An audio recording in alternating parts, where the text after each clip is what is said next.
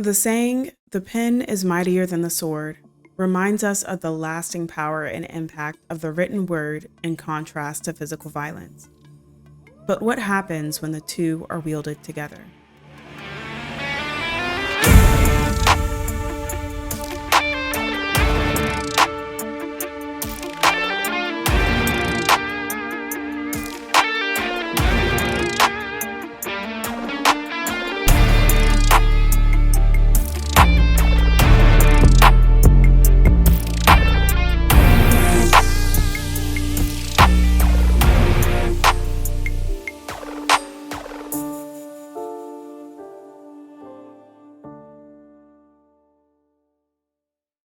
Hi, I'm Cam, And I'm Dev. and you're listening to Criminalish, a true crime podcast where two best friends trade stories ranging from the wild and wacky to the downright messed up. So, Dev, today I'll be telling you about the Kicevo monster, who was active between 2005 and 2008 in North Macedonia. I'm assuming you haven't heard of this case before. Is that right? I absolutely have not, but it sounds utterly fascinating. And I'm going to go ahead and tell you that it is. But before we get into the details, I have to ask, of course, what you drinking? So tonight I am drinking a berry lemonade sparkling ice water. That's what I'm doing tonight. Little treat for myself after a long day. What you drinking, friend? I am drinking a little rum punch, I guess. It's a blackberry apple cider that I got from the farmer's market with the last little bit of rum I had because I've had it for like 4 months now and it's just been sitting on my counter. Okay, that sounds good. And is. You know, everything from the farmer's market is good. Facts. So, like I said, I'm going to be talking about the case of the Kicevo monster. But before I get into the details, I do want to extend trigger warnings for suicide and sexual assault. If these are themes or topics that you don't think you'll be able to listen to, definitely prioritize yourself and your mental health and skip this episode. We have tons of other episodes that don't cover topics like this, and even episodes that don't even contain murder or assault at all. So, like I said, this case takes place in North Macedonia. And for our listeners who may not know, North Macedonia is a country in Eastern Europe with a population just under 2 million people. And our story specifically begins on May 16th, 2008, in the small Macedonian town of Kicevo, when the body of Zivana Tomilkovska was discovered. Zivana was a 65-year-old woman who'd been reported missing just a week before. And the circumstances surrounding her disappearance were a little strange, to say the least. She left her home pretty quickly after she learned from the radio that her son had been hurt in an accident. However, her son was completely fine, so it seemed like she'd somehow been lured from her home.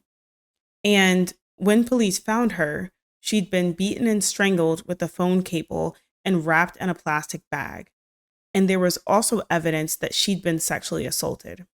Now, I said that this story begins in May of 2008, but at this point, police are nervous because this was the third time they'd come upon a scene like this in the past 3 years. Earlier in February of 2008, Lubica Lakovska's body had been found, and just a few years before, in January of 2005, Mitra Semyonovska's body had been found. Lubica was a 56-year-old woman who was described as calm and hardworking, and she'd gone missing in November of 2007 while grocery shopping. Mitra, similarly, was a 64-year-old woman who'd gone missing on her way to the market in November of 2004. Like Savannah, they'd been beaten, strangled, sexually assaulted, and wrapped in a plastic bag. But unlike Zivana, both women had been held captive and tortured for months, as their autopsy revealed that they were killed within a couple weeks of their bodies being found. So the time between when they went missing and when they were found was about 3 months. Oh my God. Right. Now, interestingly, around May of 2008, there were already 2 men in prison for Mitra Semyonovska's murder. These men had admitted to assaulting and killing an old man around the same time, and they'd initially admitted to Mitra's murder. However, a month before their trial, they recanted their confessions and said that the confessions were forced. And of course, now that we have Lubica's and Zivana's body, it really does seem like these men were telling the truth and that the police let their belief that these men did it cloud the facts. But now it was clear to everyone that they were dealing with someone else. And I'll just say that a judge requested a review of these men's cases, and they were eventually cleared of Mitra's murder. But they did remain in prison since they had clearly killed that other old man. So police don't really have any leads, and of course the community is freaking out. This is North Macedonia. It's not like they're a place known for having a lot of murders, let alone serial killers. But police do have a basic psychological profile. They know that they're looking for a man, 15 to 60, who likely knows the victims and is strong enough to overpower them. He's also methodical and organized, but wants these bodies to be found based on where he dumped them. They also believe that this man is acting alone and holds sexual frustration towards older women that likely stems from his relationship with his own mother. And there's one other connection that they find between all three women: their occupation as cleaners. So, putting our criminal minds hats on, it's clear that this killer has an MO and a victim type. And like I said, the community is afraid and looking for answers. And one key source of information for many of them is through the newspaper, specifically a journalist that calls out for the first time that there is a serial killer on the loose and names him the Kicevo monster. And these articles were written by a man named Vlado Tenevsky. He was a 56-year-old man from the Kicevo area who'd been a journalist for more than 20 years. He was actually a freelance contributor that would pitch his stories to different newspapers. And a couple days after Zivana's body was found, his story was actually a featured article under the crime section in one of the main newspapers in Kicevo. Now, people were also drawn to his articles because his writing made the crimes feel so real. He'd even gone to the homes of the victims' grieving families to ask them questions about the women and what kind of person might have committed these crimes. Now, not many other journalists would have been able to do this, but because he was a native to the area, he wasn't just a journalist looking for a story. He was someone that many of them had known for a long time. Before these murders, he'd mainly covered stories about nonviolent crime and politics like corruption and theft, but he actually got involved when Mitra's daughter herself approached him back in 2004 after her mother had gone missing and she couldn't get help from the police. Now, his reporting would end up being very instrumental to police finding the killer, as on June 20th, 2008, police would arrest Vlado Tenevsky himself for the murders. I knew it. As soon as you brought him up, I was like, this sounds weird. And it's giving, I want to go see the victim so I can relish in what I did because I'm a sick individual. I knew it. But, oh, God dang it. I don't like your face. I don't like your face at all. For our audio only listeners, Cam is making a face that makes me feel like I need to question my entire life. So I'm going to let her keep talking before I keep talking stuff. Let the record show I said nothing. The record shall reflect. But anyways, let's get into what happened here. Like I said, Vlado's reporting was extremely detailed. So detailed that when the police took a closer look, they realized he knew things that other journalists did not and could not have known, since police had intentionally withheld certain information. For example, when writing a story on Lubica's murder, the headline he wrote mentioned that she'd been killed with a telephone cord. However, the police never told people the type of cord used in her murder. He would also say things like the fact that the cord had been used both to bind and strangle the women.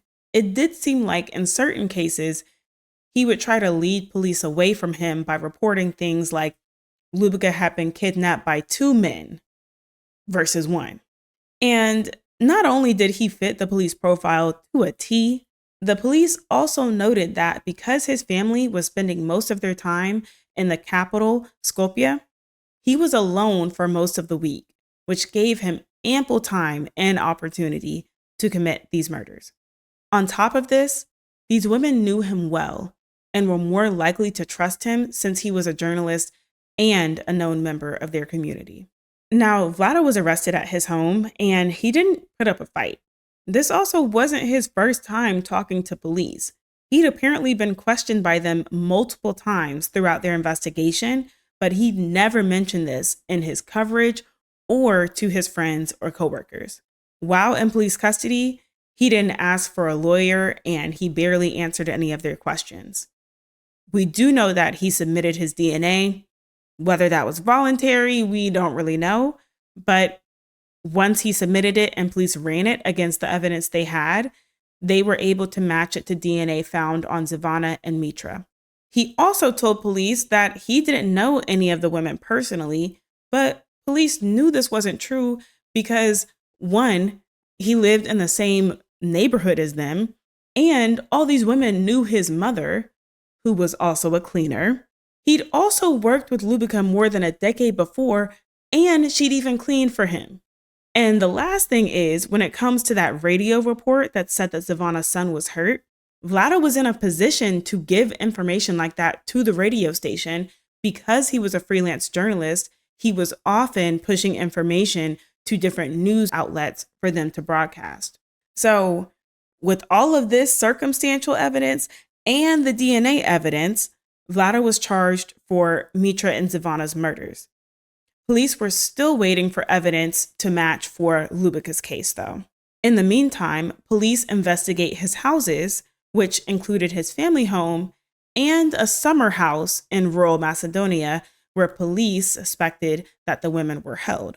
In this house, they find what they describe as a quote-unquote large collection of porn videos and magazines.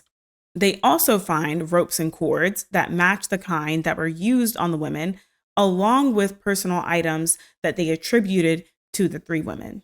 And the last thing is that as police are looking through this house and looking at some of the family photos, they realize that all 3 women look a lot like his mother.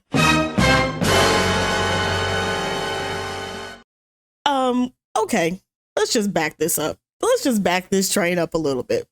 Because I know you're going to tell me this story, but I'm sitting on eggshells, anxiety through the roof. Because I'm like, either this man is actually guilty or he just happens to have every bad piece of evidence around him possible. And I'm really annoyed about how I feel right now because your face got me questioning what I think I know. And I don't like it, Cam. I don't like it at all.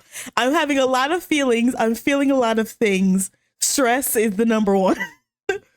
Now, I will say, by the end of this story, I definitely want to hear from you, Dev, what you think. And I want to hear from our listeners about what they think. Because there is a lot of evidence against Vlado. But there are also some things that just don't add up. Oh no. I hate this. I hate this so much. So let's get into a little bit more of Vlado's background, because while we do like to focus more on our victims than the people who took their lives or who hurt them, there's not much information on our victims and who they were as people before they died. But I do think that it's important for us to understand more about who Vlado was, especially when we get to the end and we're trying to decide how we feel about his guilt. So Vlado was born and raised in Kicevo. At the time of his arrest, he was 56 years old, which means he was likely born in 1952. We know that his father was a World War II vet that had worked in a factory for most of his life, and his mother was a cleaner at the local hospital. He also had an older sister and a younger brother, and his parents were known to be extremely strict. And even though his siblings eventually left the family home, Vlado stayed to care for his parents, even after he was married and had children. So at the age of 56, he'd been married to his wife, Vesna, for 31 years, and they had 2 sons. Him and his family were well-regarded members of Kicevo's small community, and they were described as tight-knit and a family that kept to themselves. Apparently, while living with his parents, his wife Vesna witnessed him have many arguments with his parents, during which Vlado would turn from his typical gentle and calm demeanor to being aggressive. According to her, this was the only time that she ever saw him be aggressive towards anyone. But she did say that whenever she and his mother would disagree, he would always take his mother's side. Now I'm confused, big homie, because how does your mother seemingly bring out all this aggression in you that your wife is like, I don't even know who this man is. But if she disagrees with your wife, you take your mother's side? I really don't get that at all. I get the aggression side of it because I once heard somebody say that your parents know how to push all your buttons because they installed them. So that side of it makes sense to me, but the taking her side don't make no sense at all. It's giving complicated relationship with his mother. Facts. Now, when it comes to his father, I couldn't find specific reporting about how his relationship was, but I do know that his father unfortunately committed suicide in 2002. And just a few months after her husband died, Vlado's mother would apparently accidentally overdose on sleeping pills, causing her to pass away. Soon after this, life became much, much harder for Vlado because he did not have his parents' pensions to help pay the bills. And a few months after his mother passed, he was laid off from his full-time position at the newspaper due to their own financial struggles. And this was when he began freelancing for multiple newspapers. But because this income was not stable, his wife ended up taking on the main responsibility of providing for the family. And in 2004, she moved to Skopje, the capital of North Macedonia, to relocate for a promotion that she'd gotten, leaving Vlado all alone at the family house. Why? Why did he not go with her? Not to sound insensitive, but you no longer need to take care of your parents. Why not move with your wife and presumably your children? I think at this point, his children would have been adults, okay, and living out of the house.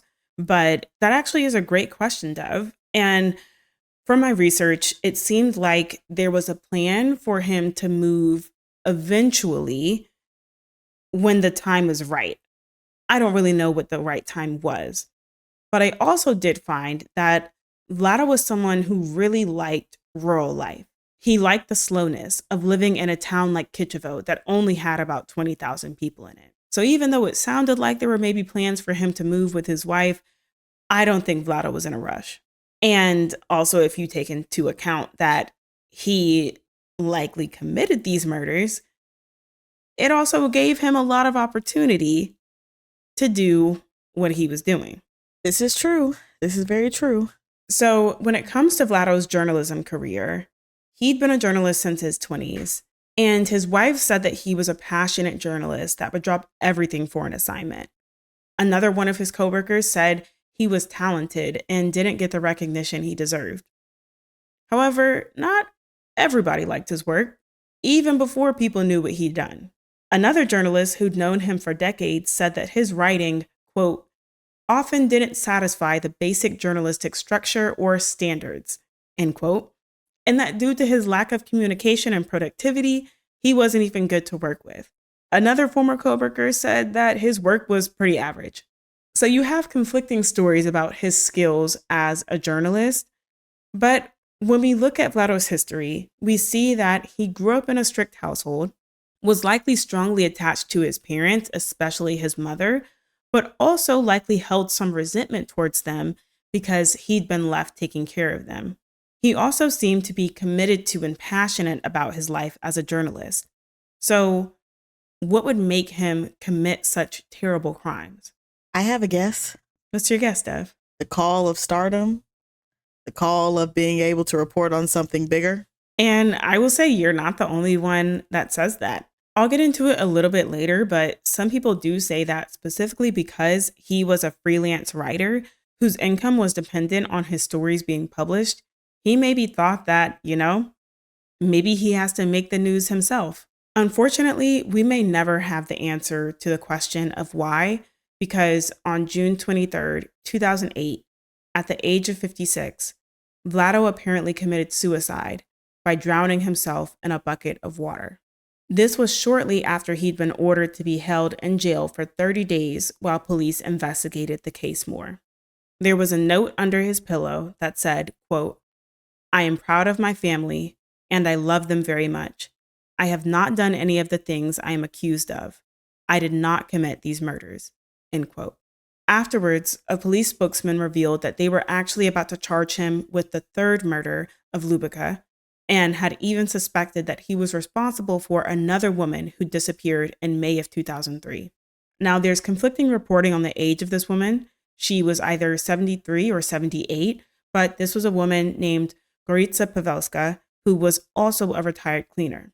When she initially disappeared, there wasn't much of an effort to look for her, and some people in the community thought maybe she'd gone to look for work in the capital or something else. But with the deaths of the other three women and Goritza fitting the profile of these women, people and police began looking at her disappearance with new eyes. And so now here we have Vlado, who is dead and can't speak for himself, and all of these charges against him. But you also have many people that knew him and couldn't believe that he'd be capable of something like this. Now, the investigation into Vlado was officially closed around September of 2008 because Macedonia doesn't allow someone to be prosecuted after they're dead. And this leaves us with an unclear motive and still a lot of questions for many people in the community about Vlado's guilt overall. Like Dev said, police believed that because Vlado would only get paid for news stories that he published, he felt pressure to make news in his small town. A psychiatrist from the capital speculated that his publishing of the stories was his way of getting what he'd done off of his chest and sort of alleviating himself of that guilt. But like I said, there's a group of people who still doubt his guilt altogether. For one, they don't trust that his DNA really matched to the DNA found on Zivana's body, and they cited the fact that those two men who'd initially been wrongfully convicted of Mitra's murder had the DNA evidence that would have exonerated them suppressed during their trial. And it didn't come out that their DNA evidence didn't match the evidence in Mitra's case until Lubica and Zivana's bodies were discovered. People also bring up the fact that even though police found porn and ropes, no other evidence implicating Vlado in these crimes had been found in searches of either of his homes or his car. And they were basically saying that police framed Vlado. But police were saying, listen, we have no motive to frame anyone, let alone a journalist, because in their eyes, journalists are sort of seen as protected members of society. Now, his wife, who is one of the leaders of the group who doubts his guilt, says that just because he had detailed information of the crimes doesn't mean he's guilty, and he had many contacts with privileged info throughout Kicevo. He knew police, he knew lawyers, he knew the person selling fruit on the street. He knew everyone. He was a journalist. It was his job to know information.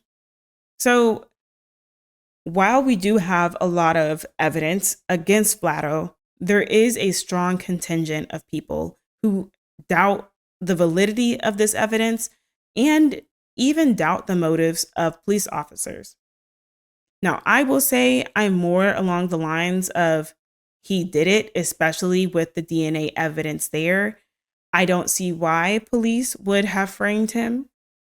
And even though he did have contacts throughout Kicevo, a lot of the things he was saying were things that had been intentionally withheld, aka it's on a need-to-know basis. But one thing that people seem to agree on is that they don't think he killed himself. An autopsy of his body found a bruise on his forehead, and a prosecutor called for an investigation into his death. And this inquiry found that he committed suicide. There were no marks on any of the other prisoners who were in his cell with him, and there were no sedatives found in the bucket of water. However, the guards who found him moved his body and contaminated the scene, so it was hard to tell the exact position of his body when he was found. And Dev, I'm going to say, I've seen the picture of this bucket. This is like a regular sized bucket used to hold water. So for somebody to take their own life in such a way, putting their head into a bucket of water, I'll also add it was dirty water, putting their head into a bucket of dirty water to take their life. It's not a way that many people would choose to kill themselves. And two, our body starts to naturally react in a way that would make it extremely hard for someone to do this. Exactly. That's the part that's feeling a little too something's off about this for me, is because every person has an innate sense of self-preservation. It is literally what keeps you alive. The body fights to stay alive. The body fights for oxygen. It is what it will do. Even if you are making a conscious choice to go against that, your body will still fight you to survive. So I will say that part is absolutely making no sense to me whatsoever. I don't believe that he chose to drown himself in a bucket, especially if there were other people in the cell with him. That doesn't make any sense to me whatsoever. It's not like it's a tub or a pool or something that would be easy to kind of like hold yourself down in, to not be morbid about it, but to be clear about it. I cannot see a world at all where you are able to essentially hold your own head in a bucket of water. And I also very, very much side eye the police, because what do you mean you came in and contaminated the scene? What do you mean you came in and moved his body? What are you talking about? I will say on 2 points that you mentioned about other people being in the cell. So this happened at around 2 a.m. Okay. when the other inmates were asleep. And one of the inmates said that he was actually woken up by the sound of water. And it doesn't sound like the bathroom was super close to where they were sleeping, because the way that he described it makes it sound like he went to go investigate where the sound was coming from. So it wasn't something that he could just see when he sat up in bed. So this happened at 2 a.m. when almost all other inmates would have been asleep. And the other point about contaminating the body, what it sounded like is that when the guards initially found him, they tried to resuscitate him. Okay. And that's why they pulled his body out. However, there's still many questions, many unanswered questions when it comes to Vlado's guilt, and even more so when it comes to his death. Absolutely. Absolutely. I will say I'm a little bit more on the fence about his guilt. I am definitely 100% team. That man didn't kill himself. That man was murdered in prison. Again, I just can't fathom how he was able to drown himself without sedatives in a bucket. There are other methods that I would believe a lot more over the one that has been presented. So, yeah, I don't believe that at all. When it comes to his guilt, I don't know, man. I really am on the fence. And honestly, the only thing that is going to pull me off of that fence is knowing for sure if the DNA is actually matching. Because I have to agree that, like, the fact that this DNA was suppressed in somebody else's case, that tells me there's a little bit of sketchiness in your system. Because how are you going to suppress the DNA that tells you I wasn't there and then put me in jail for it? Because it's not like I didn't do the other crime. So I'm still going to jail either way. So why are you so dead set on pinning this murder that I didn't do on me by suppressing the DNA? That is very sketchy to me. I will also say, though I love true crime and though I love investigators and detectives, I am very skeptical of police. And fun fact, most detectives and cops don't like each other.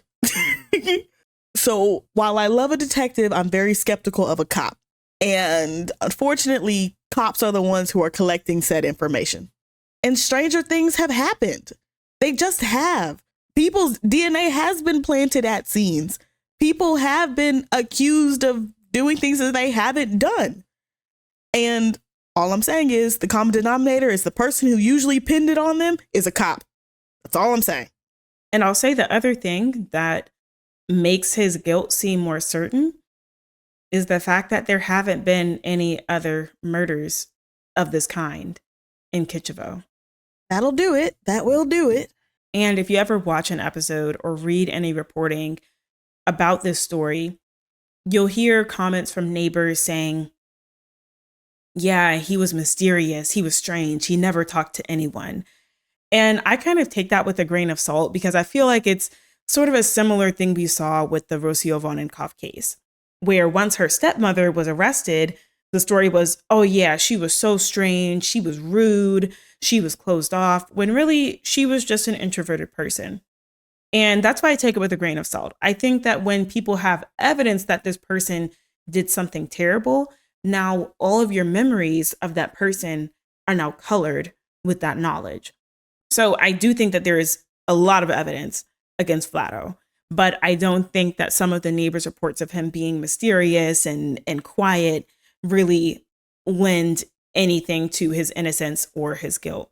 Yeah, I think you're absolutely right with that. Like sometimes people want the understanding or their picture of them to fit what they determine is a bad person.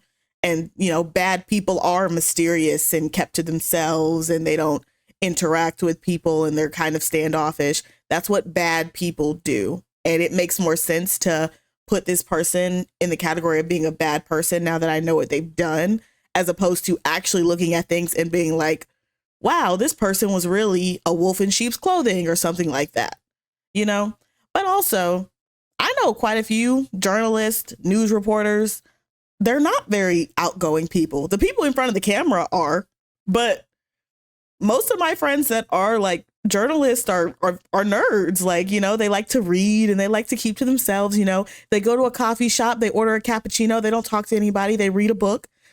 I don't think that's weird. And, you know, I could be a little biased because they're my friends, but I don't think that's weird at all. Exactly. And the last thing I'll end on is one speculation that I'll tell you and our listeners that could explain many of the questions that we have. I'll reiterate again that this is just speculation. There is no evidence to really back this up. But one of the psychologists that was mentioned on the Case Files podcast, which was one of my sources for this story, said that maybe this was all part of a sinister plot from Vlado himself. Once he'd been arrested, he knew that he was going to be convicted for these crimes, and in an effort to save his family from embarrassment and salvage his name, he committed suicide in a way that would generate questions about whether it was actually him who killed himself. Because his wife also said that she'd met with him while he was at the police station. And she asked him, just tell me the truth. I will still love you. And he told her that he wasn't responsible for these murders, to tell their sons that. And he told her that soon enough, the truth would be revealed. So like I said, it's just speculation. At the end of the day, we'll really never know. You're absolutely correct. But also, bro, I was just defending you earlier and saying that it's not weird that you want to be standoffish and kept to yourself. If you're just a bookworm who doesn't like people, that's not weird. And then you say some ominous stuff of the truth will be revealed to your wife and then you die. What are you on? What are you on, sir? Yeah. I feel like, honestly, for all of this to be true, there really had to be some Dr. Jekyll and Mr. Hyde situation going on, because he was described by all the people who knew him and knew him well as someone who was really calm, well-mannered, quiet, soft-spoken. But for him to be the Kicevo monster, which was a term that he created himself, I feel like there were really two sides of him. And that's honestly, I'm glad you brought that point back up because I almost forgot to talk about it. That's honestly something that like teeters me over into the he did it, because people who crave notoriety, people who crave for you to be fearful of them want that. But it's that giving himself a name that doesn't sit well with me because it reminds me too much of BTK. And if you remember, BTK sent in a letter to a morning show to basically give himself a name because he hadn't been given one yet, which is cringy and weird. And he's probably the bitchiest serial killer of all the bitch serial killers out there. But that's one of the things that it just doesn't sit well with me. And there are just so many moving parts to this because in one frame, I'm thinking about, well, yes, but then do you feel that way about everybody who names a serial killer? No, you just feel that way in this situation because he got arrested. So are you also leaning into your bias and thinking that it's weird that he picked the name? But if he hadn't gotten arrested, it wouldn't have been weird that he picked the name. And then also, it is weird that he said he didn't know any of the victims, but actually knew them all. And like, to the average person, it's weird to have a lot of porn in your house, but like, this is the 2000s. He's a man who lives alone. I don't think it's that weird that he has porn. Like, people can be addicted to porn and not be killers. Come on now, because I hate to break it to you. Your boyfriend is probably at the house watching it right now. Sorry. So I don't think that's a legitimate, deep piece of evidence. There's so many moving parts to this that I feel like I could just theorize and ideate this episode for an hour by itself. And I think what's really difficult is that if he did do this, if it's true that he's guilty, he had so many people fooled, including the family members of these victims. He was in their homes, interviewing them, seemingly advocating for them. So if the person who is interviewing you, asking you about your mother, is the same person who took her and took her life, that is something that I think is really hard to grapple with. Absolutely. And it brings Keepsake to a whole new level. It's very sick and twisted if it is true. I think also part of me doesn't want to believe it's true because it's so sick and twisted. To think that you could sit in the home and speak to the daughter of somebody you know you murdered, that is a level of depravity that is beyond comprehension. Exactly. And remember, he didn't just murder them. He'd also held and tortured two of them, for sure. Well, did they ever find evidence of that, though? I know you were saying that they went to his second home and they found the porn and they found his mother's photos, but did they actually find evidence of like a torture chamber or like other stuff there other than their own personal effects? So they didn't, but I'm saying that if he's guilty, we know that these women were killed shortly before their bodies were found and they were missing for months. So if he's guilty of killing them, that means that he had also held them and tortured them. Yes, you're right.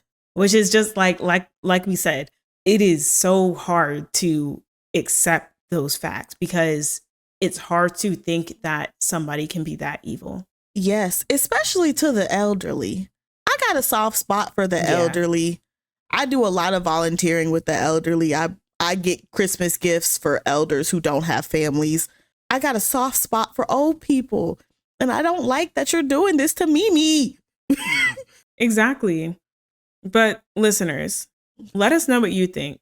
Do you think Vlado was guilty? Do you think Vlado committed suicide? Or do you think that there's something else going on? Let us know in the comments. Please do. And maybe you guys can put together a much more organized and well thought out statement than I can, because I'm still sitting here buffering. As we wrap up today's discussion, we're going to move into our segment called Today in Crime, where we'll discuss a crime or crime-related event that took place on this day. On November 1st, 2022, the world of hip-hop was shaken by the news of Takeoff's death. Takeoff, born Kershnik Kari Ball, was best known as one-third of the Migos, alongside his uncle Kicevo and his cousin Offset. Takeoff was known as the most low-key member of the group, and Takeoff was considered more reserved than his fellow Migos members, letting his rhymes speak for themselves. He was seeking greater recognition for his lyrical talent, particularly with the release of his album Only Built for Infinity Links with Kicevo just a month before his passing. Takeoff expressed his desire for recognition on an episode of the podcast Drink Champs, saying, quote, "It's time to give me my flowers. I don't want them later on when I'm not here." End quote. On August 23rd, 2023, Patrick Xavier Clark was convicted of murder in the shooting death of Takeoff outside of a Houston bowling alley. Takeoff's death was a significant loss to the hip-hop community, leaving a void that will be felt for many years to come. If you found this story interesting, please leave a microphone emoji in the comments. And rest in peace to the amazing, talented young man that was Takeoff. I remember when the news of Takeoff's murder was released, and it shook the Black community. And it devastated a lot of people because I think in a lot of ways, Black men are not cherished. Black men are not appreciated. And it's just so sad to lose Takeoff, who was so young at the time of his murder. He was only 28 years old. And I wish we lived in a world where more Black men grew old and they weren't lost to foolishness, because he wasn't even involved in the dispute that led to the shooting. And it's just so unfair. I agree. It was such a senseless murder. And even in cases like Young Dolph, PNB Rock, Nipsey Hussle, where these men are targeted, it's still senseless, because you've killed this man for what? To steal from him, to take back clout, whatever. Now you've lost your freedom. You've essentially lost your life too, because you're going to be behind bars. And you've also taken away a person that was an inspiration for so many young men and young boys. Absolutely. Any other thoughts, friend? Nope. That's all I've got. Thank you to our listeners for joining us on this episode. I would especially like to thank the Case File podcast, the show Evil Up Close, and The Guardian for providing much of the material for this episode. If you'd like to check out photos related to this case, we'll be posting them on Instagram, TikTok, and YouTube at Criminalish Podcast.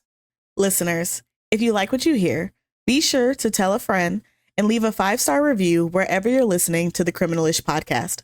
And if you're listening on YouTube, be sure to subscribe to our channel and feel free to leave any comments or questions. As always, stay nosy, my friends, and I can't wait to read your comments on this case. Bye. Bye.